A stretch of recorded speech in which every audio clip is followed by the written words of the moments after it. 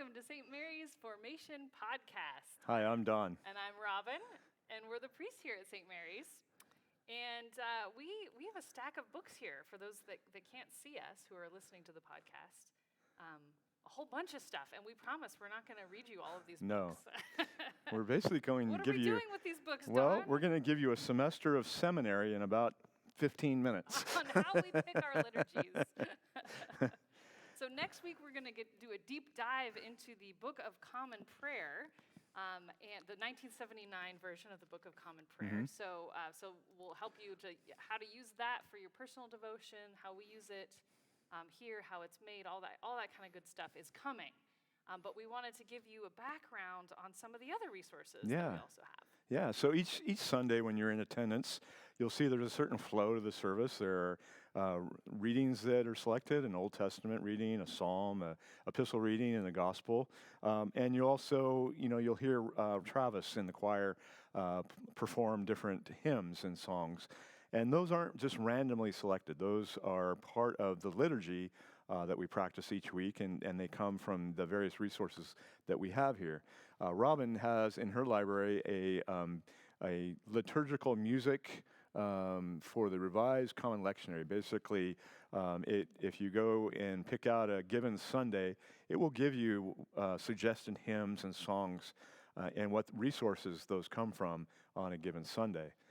And those resources can include either the 1982 hymnal, and occasionally you'll hear a song played out of wonder, love, and praise. And again, these are all authorized by General Convention for use in the Episcopal Church during our worship services. And more recently added was Lift Every Voice and Sing Part 2. And a lot of this is attributed to our African American siblings and songs that were part of their culture and history as they were enslaved in the United States. These songs were their source of inspiration and hope in dire times. And also more recent works by African American composers. And the book that we don't actually have with us is another hymnal called Voices Found, which is mostly women authors who are shockingly underrepresented in our previous hymnals. We're trying to correct that. We're trying. So we also have here some other types of liturgical materials that are used. So people have asked me, where do the prayers come from that we use on Sunday mornings? And the vast majority comes from the Book of Common Prayer, as we've said. But there's this great resource that came out in 1996 called Enriching Our Worship Number 1. There's a number of these. As Don said, authorized by General Convention. But it's not meant to be used on its own. It's very difficult to just pray this book as it is because these are pieces to be used with the Book of Common Prayer. Yeah. So listen to our next week's podcast to learn more about how to incorporate these. But the pieces that you might find in here, there's some of my favorite things actually are the new canticles that have been added for morning prayer, and the Eucharistic prayers as well in the back we use quite often here. If you read through, you'll recognize it. So you can purchase a book if you prefer to pray from a book itself. You can also download this for free, the PDF of it. Online, just do Google search for Enriching Our Worship number 1. And if you want to know which prayer we're using on a given Sunday, it says right in the bulletin. It'll either say prayer A, B, C, or D, write 1, write 2, or it may say EOW, and whatever prayer we're using out of EOW. So you'll know which one we've selected. And that is a prerogative of the rector or the presider for that given Sunday. They can choose any of those prayers that are authorized to be used on a Sunday. Now, we also have the option of contacting the bishop to request special permission to use other resources that have not been officially authorized by General Convention. For example, this book, which is called Common Worship, is the Book of Common Prayer for the Church of England, our mother church, if you will. Yeah. This book came out in the year 2000, so it's slightly more, it's more than 20 years old now, but certainly newer than our Enriching Our Worship or our 79 book. Mm-hmm. And it is, while it is a physical book that I'm holding in my hands, there's also a number of other resources that go with it that are various different prayers for different seasons of the year and different things like that. And so what I've done, there are certain prayers that I've then sent to the bishop and asked for her request, or requested her if we could use those. So one of the Eucharistic prayers that we'll be using this summer comes from Common Worship, as well as the affirmation of faith that we've been using the last few weeks. And we touched on church governance, I believe, in the first class. So just something to pay attention to there, that Robin would reach out to our local bishop for that permission, and it doesn't go anywhere beyond that. It's her ecclesiastical authority to say to Robin yes or no. It doesn't have to go to the presiding bishop or any other bishop. Bishop Megan has authority over the churches within her diocese. Yeah, interestingly, the basic unit of the Episcopal Church, if you will, is not an individual church, but rather a diocese. Yeah. So we have to have a diocese, we have to have a bishop in We order do. to be part of the Episcopal Church. Another fun thing that I just actually discovered this recently while looking through authorized resources. This is an authorized psalter or a book of Psalms for the Episcopal Church, and it is written in. It's been updated in inclusive language.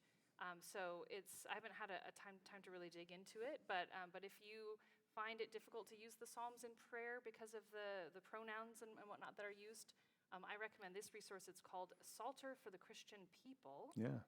And let me see if there's a publisher here. The Liturgical Press of Collegeville, Minnesota. And the subtext is an inclusive language revision to the Psalter of the Book of Common Prayer, 1979. So just So a little bit of language changes. I also have a few other things here. So Enriching Our Worship is actually a series. So there's different prayers that have been added. There's burial prayers. There's a burial prayer for someone who has not professed the Christian faith. There's burial prayers for children. There's more prayers for ministry with the sick. There's also a whole book of prayers and services honoring rites of passage, which would include things like a name change for somebody who might be transitioning to a new name for whatever reason, or different types of transitions in a person's life.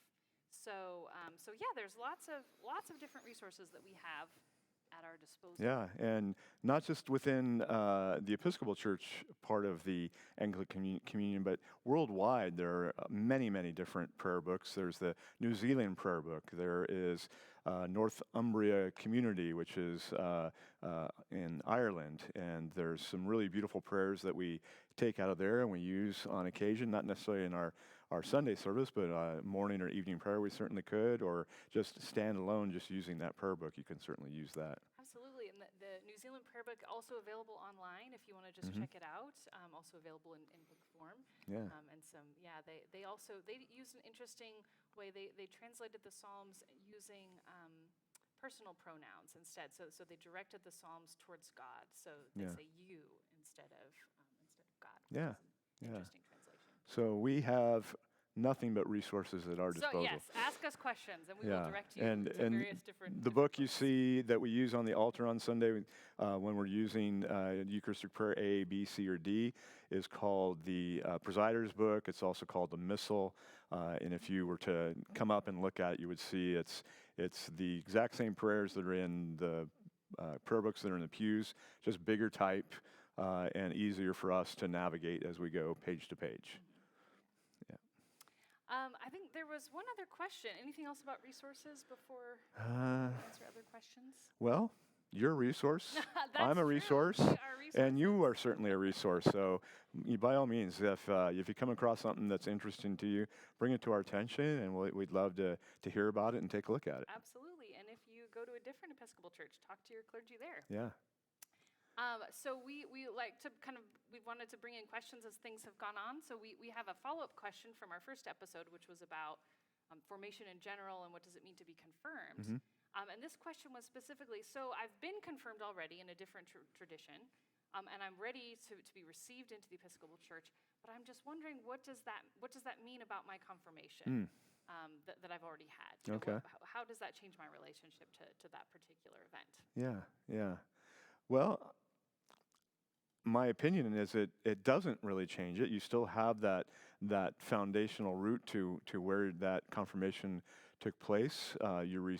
Your reception into the Episcopal Church is basically your public declaration that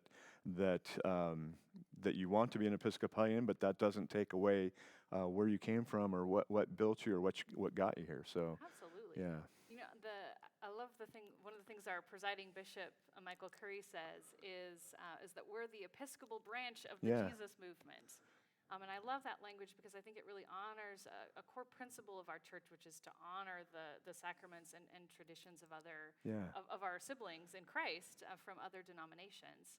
And we show that by not reconfirming you when you come to us if you've been confirmed. Or even, and I would extend that to the other adulthood rites of other Christian denominations, if confirmation isn't the exact word, that you made an adult commitment of faith to Jesus, and that is enough. That is enough for us. Yeah. That's really true. We don't care how you got here. We're just happy that you're here, and we're happy that you want to be part of this family. And that's really what this service is about: is your public declaration in front of the bishop and in front of those witnesses here, and the company of saints that join us at all times. That this is the church that you want to be part of now, but it doesn't take away anything about how you got here or where you were formed previously. Yeah, and I think the other thing that happens is in the reception is that you become an Episcopalian for any church. I think anybody can kind of walk through our doors and they like it here, they feel at home here, and they say, "This is my church," and it is so. This is your church if this is where you come and this is where you feel called to be. But by being received into the Episcopal Church, what you're saying is, I'm now an Episcopalian, and wherever you go, that is your church that you enter. You're part of something much bigger than just St. Mary's. Yeah. I've had a lot of people ask me when they first start coming here is, how do I become a member? And I always fall back to Father Stephen's wise words: just show up. And that's really all it is. There's not really a formal process you have to go through. Certainly, confirmation is a formal process, and one that we honor and respect and encourage.